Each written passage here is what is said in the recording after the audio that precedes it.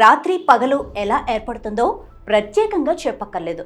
భూమి తన చుట్టూ తాను పడమర నుంచి తూర్పు వైపునకు తిరిగితే రాత్రి పగళ్ళు ఏర్పడతాయి. భూమి ఒకసారి ఇలా తన చుట్టూ తాను తిరగటానికి సరిగ్గా 24 గంటలు అంటే 86,400 సెకండ్ల సమయం పడుతుంది. ఇంతవరకు అంతా బాగానే ఉన్నా ఈ మధ్య భూమి స్పీడ్ పెంచిందట.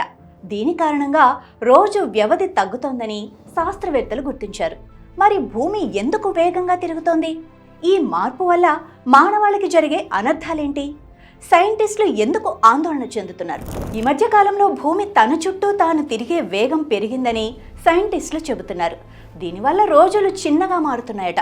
ఒక రోజులో కొన్ని 1.3 నుంచి 1.5 మిల్లీ సెకండ్ల పాటు తగ్గుతోందట. అయితే ఇది మన రోజువారీ కార్యకలాపాలకు ఎలాంటి ఇబ్బంది కలిగించదు. కానీ శాస్త్రవేత్తలు మాత్రం ఈ పరిణామంపై ఆందోళన చెందుతున్నారు. ఇలా జరగటం వల్ల సాంకేతికంగా సైంటిఫిక్ పరంగా ఇబ్బందులు తలెత్తుతాయని చెబుతున్నారు. ఇప్పటికే జూలై 9, జూలై 22 రోజులో కొన్ని మిల్లీ సెకండ్లు తగ్గాయని పేర్కొన్నారు. భూభ్రమణ వేగం పెరగటం వల్ల అటామిక్ క్లాక్స్, సోలార్ టైం మధ్య తేడా ఏర్పడుతోంది. కోఆర్డినేటెడ్ యూనివర్సల్ టైంను నిర్వహించడానికి అటామిక్ క్లాక్స్ను ఉపయోగిస్తారు. యూటీసీ అనేది ప్రపంచం మొత్తం ఒకేలా ఉండే స్టాండర్డ్ టైం. ప్రపంచంలో ఉన్న అన్ని టైం జోన్లకు యూటీసీ ఒక రిఫరెన్స్ ఉంటుంది. ఇది scientific data, navigation, communications, time keeping systems, mechanical time clock, electronic time clocks, web time tracking software, mobile time tracking apps, biometric time clocks వంటివి. ఇవన్నీ ప్రాంతాల్లో కూడా ఒకేలా ఉండేందుకు యూటీసీని ఉపయోగిస్తారు. మన ఫోన్లు, కంప్యూటర్లు, జీపీఎస్ సిగ్నల్లు, సర్వర్లు అన్నీ ఈ టైంనే అనుసరిస్తాయి.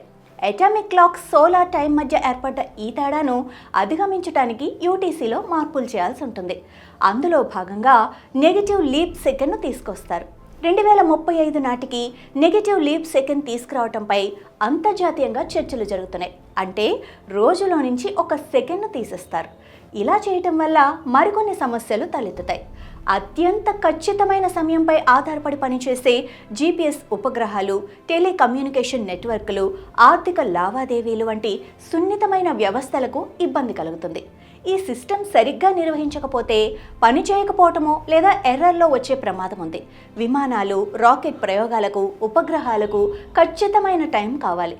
కొంచెం సమన్వయం కుదరకపోయినా శాటిలైట్ ఆపరేషన్లు, విమాన ల్యాండింగ్లు ప్రభావితమవుతాయి. 1972 నుంచి 27 పాజిటివ్ లీప్ సెకండ్లను యాడ్ చేశారు. దానివల్ల చాలా ఇబ్బందులు ఎదుర్కోవాల్సి వచ్చింది. తాజా పరిణామం మళ్ళీ Y2K బగ్ భయాలను కలుగజేస్తుంది. Y2K బగ్ లేదా మిలీనియం బగ్ అని కూడా పిలుస్తారు. ఇది కంప్యూటర్లో వచ్చే ఒక సాంకేతిక.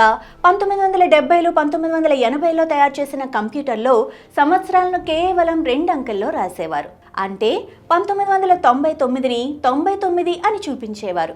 అప్పట్లో మెమరీ చాలా ఖరీదైంది కాబట్టి స్పేస్ సేవ్ చేయడం కోసం ఇలా చేసేవారు. అయితే 2000ను 2 సున్నాలుగా రాస్తే కంప్యూటర్ పొరబడి 1900 లేదా ఇంకేదైనా అంకెగా తప్పుగా అర్థం చేసుకుంటే బ్యాంకు రికార్డులు, వడ్డీ లెక్కలు, జీపీఎస్, విద్యుత్ సరఫరా, ఆసుపత్రులు, విమానాశ్రయాల్లో కీలక వ్యవస్థలు పనిచేయటం ఆగిపోయే ప్రమాదం ఉంది. దీన్ని ముందుగానే పసిగట్టి అప్పటి ప్రభుత్వాలు $100 బిలియన్ల ఖర్చు పెట్టి 2000 జనవరి 1 నాటికి సాఫ్ట్వేర్ ఇంజనీర్లు, ప్రోగ్రామర్లతో పాత సాఫ్ట్వేర్ కోడ్లను మార్చి తేదీని 4 అంకెల్లో చూపించేలా చేశారు. ఇప్పుడు భూమి వేగం పెరగటం వల్ల ఇలాంటిదేమైనా సమస్య వస్తుందా అన్న ఆందోళన శాస్త్రవేత్తల్లో నెలకొంది. చంద్రుడు భూమధ్య రేఖకు దూరంగా ఉన్నప్పుడు చంద్రుడి గురుత్వాకర్షణ ప్రభావం భూమిపై తక్కువగా ఉంటుంది. దీంతో భూమి వేగంగా తిరుగుతుంది. గ్లోబల్ వార్మింగ్ కారణంగా గ్లేషియర్లు, ధృవాల వద్ద ఉన్న మంచు కరగటం వల్ల నీరు భూమధ్య రేఖ వద్దకు వస్తుంది. దీనివల్ల భూమి ద్రవ్యరాశి రొటేషనల్ యాక్సెస్కు దగ్గరై భూభ్రమణ వేగం పెరుగుతుంది. భూమి అంతర్భాగంలో ఉన్న ద్రవరూప పదార్థం, ఘన పదార్థం ఎప్పటికీ కదులుతూనే ఉంటాయి. వీటి కదలికలు భూమి తన చుట్టూ తాను తిరగటాన్ని ప్రభావితం చేస్తాయి. సిస్మిక్ యాక్టివిటీ, పెద్ద భూకంపాలు కూడా భూభ్రమణ వేగాన్ని ప్రభావితం చేయగలవు. 2011లో జపాన్లో వచ్చిన భూకంపం భూమి వేగాన్ని పెంచి రోజు వ్యవధిని కొన్ని మిల్లీ సెకండ్ల పాటు తగ్గించిందట. భూమి తన చుట్టూ తాను వేగంగా తిరిగితే ఇప్పటికిప్పుడు మానవాళికి జరిగేదేమీ లేకపోయినా విమానాలు, ఉపగ్రహాలకు కమ్యూనికేషన్, నావిగేషన్ వ్యవస్థల్లో సమస్య వస్తే అవి మనపై పరోక్షంగా ప్రభావం చూపిస్తాయి. భూభ్రమణ వేగం పెరగటం వల్ల ఈ బ్లూ ప్లానెట్ తాను ఎంత అద్భుతమైనదో, ఎంత సున్నితమైనదో చెప్పకనే చెబుతోంది. రోజు వ్యవధి తగ్గితే వచ్చే మార్పుల వల్ల భవిష్యత్తులో ఎలాంటి సమస్యలు రాకుండా ఉండటానికి శాస్త్రవేత్తలు జాగ్రత్తలు తీసుకుంటున్నారు. ఇక కాలం ఎటువైపు తీసుకెళ్తుందో వేచి చూడాలి.